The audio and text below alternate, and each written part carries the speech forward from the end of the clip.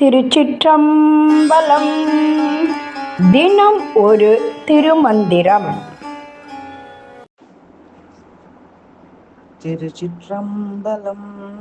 குறைந்தடைந்தீசன் குறை கழல் நாடும் நிறைந்தடை செம்பொன்னின் நேர் ஒளி ஒக்கும் மறைஞ்சடம் செய்யாது வாழ்த்தவல்லாருக்கு புறஞ்சடம் செய்வான் புகுந்து நின்றானே.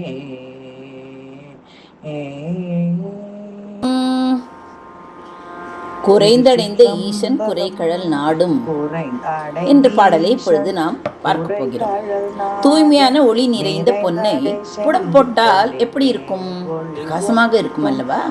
அப்படி புடம் போட்டால் கிடைக்கும் பிரகாசத்தை போன்ற பேரொளியை உடைய இறைவனை உயிர்கள் தங்களின் குறைகளை உணர்ந்து தாழ்மையோடு பெருமைக்குரிய இறைவனின் திருவடிகளை தேடி சரணடைந்து நெஞ்சில் வஞ்சம் இன்றி ஆணவம் இன்றி போற்றி புகழக்கூடியவர்களின் உள்ளத்துள் இறைவன் மகிழ்வோடு வந்து நின்று அவர்களை எப்போதும் பாதுகாத்து அருள்வான் என்ற கருத்தை தெரிவிக்கிறது. இந்த திருமந்திர பாடல் சேப்பிருமானின் திருவடிகளை நாடுவோருக்கு கிடைக்கும் நன்மையையும் அவருடைய கருணையின் இயல்பையும் விளக்குகிறது. முதலில் என்ன கூறுகிறார்? குறைந்தடைந்த ஈசன் குறைகழல் நாடும். குறை என்றால் ஒலிக்கும், சத்தம் போடும். குறைந்தடைந்த என்பது இங்கு ஆசைகளால் அல்லது பிறவி குற்றங்களால் மனம் தாழ்ந்தவர்கள், பற்றுகளால் குறைவுபட்டவர்கள் என்று பொருள் கொள்ளலாம். இப்படிப்பட்டவர்கள் ஈசனின் ஒலிக்கின்ற திருவடிகளை நாட வேண்டும். அதாவது மனக்குறைபாடு உள்ளவர்கள் அல்லது பக்தி மார்க்கத்தில் தன்னை தாழ்வாக உணர்பவர்கள் யாவரும் சிவபெருமானின் ஒலிக்கும் திருவடிகளை தேடி சென்று வணங்க வேண்டும். நிறைந்தடைய செம்பொனின் நேர் ஒளி ஒக்கும். அப்படி குறைந்து அல்லது தாழ்ந்து வந்து நாடுபவர்களுக்கு கிடைக்கும் பலன் என்னவென்றால், அந்த திருவடிகளின் அருள் பூரணமாக பெற்ற சிவந்த பொன்னின் ஒளியை, செம்பொனின் நேர் ஒளி என்று கூறுகிறாரே, அப்படி ஒத்திருக்கும். அதாவது முழுமையான களங்கமற்ற ஒளிரும் ஞானத்தையும் அருளியும் அந்த திருவடிகள் அள்ளி அள்ளி கொடுக்கும். மறைஞ்சு அடம் செய்யாது வாழ்த்த வல்லார்க்கு. மறைஞ்சு அடம் செய்யாது என்பது வஞ்சனை செய்யாமல், பிடிவாதம் பிடிக்காமல், அல்லது உள்ளொன்று வைத்து புறம் ஒன்று பேசுகிறார்களே, அப்படி பேசாமல் என்று பொருள். அதாவது உள்ளும் புறமும் ஒன்றாகி மறைவான எண்ணங்கள் இல்லாமல் தூய மனதுடன் சிவபெருமானை வாழ்த்த வல்லவர்களுக்கு புறம் ஜடம் செய்வான் புகுந்து நின்றானே. புறம் ஜடம் செய்வான் புகுந்து நின்றானே. அப்படிப்பட்ட தூய பக்தர்களுக்கு அவன் என்ன செய்வான்? சிவபெருமான் அவர்களது உள்ளத்தை புகுந்து நின்று உடம்பை புறம் என்று உணர்த்துவான். அதாவது இந்த உடம்பு நிலையற்றது, இது நீ இல்லை, நீ ஆத்மா, சிவனோடு ஒன்றுபட வேண்டியவன் என்பதை சிவபெருமான் அவர்களுக்கு உணர்த்தி மாயைகளிலிருந்து விடுபட அருள் செய்வான். இந்த உணர்வு மூலம் அவர்கள் முக்தியை அடைய வழிவகை செய்வான். ஒரு கதையை பார்க்கலாம். ஒரு காலத்தில் ஒரு மன்னன் இருந்தான். அவன் மிகுந்த செல்வந்தனாகவும் அனைத்து வசதிகளையும் பெற்றவனாக இருந்தான். மன்னன் தானே. அப்படி இருந்தாலும் அவனுக்கு ஒரு மனக்குறை இருந்து கொண்டே இருந்தது.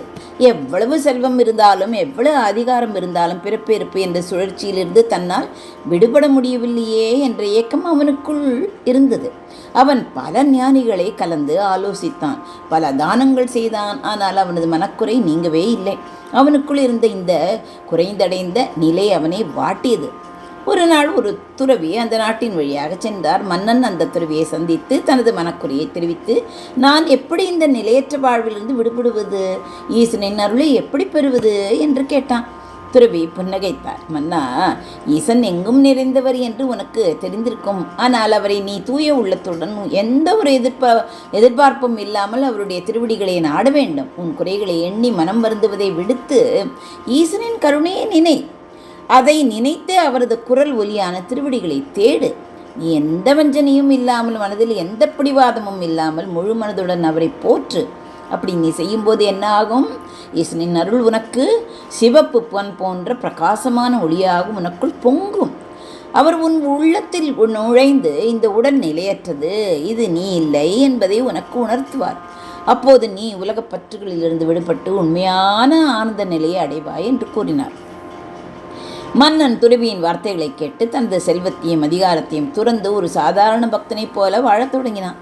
அவன் தினமும் ஈசனின் திருவடிகளை தியானித்தான். தூய மனதுடன் இறைவனை போற்றினான். சிறிது காலத்திலேயே அவனுக்குள் ஒரு பேரொளி தோன்றியது. அவன் உடல் நிலையற்றது என்பதை உணர்ந்து மனப்பற்றுக்களை நீக்கி ஈசனின் அருளை முழுமையாக பெற்று பிறவிப்பிணியிலிருந்து விடுதலை அடைந்தான். இந்த கதை குறைந்தடைந்தாலும் தூய உள்ளத்துடன் ஈசனின் திருவடிகளை நாடுபவர்களுக்கு அவர் அருள் புரிந்து மாயைகளிலிருந்து விடுவிக்கிறார், ஞானத்தை அளிக்கிறார், மோட்சப் பெருவாழ்வை வழங்குவார் என்ற திருமந்திர பாடலின் ஆழமான பொருளை விளக்குகிறது.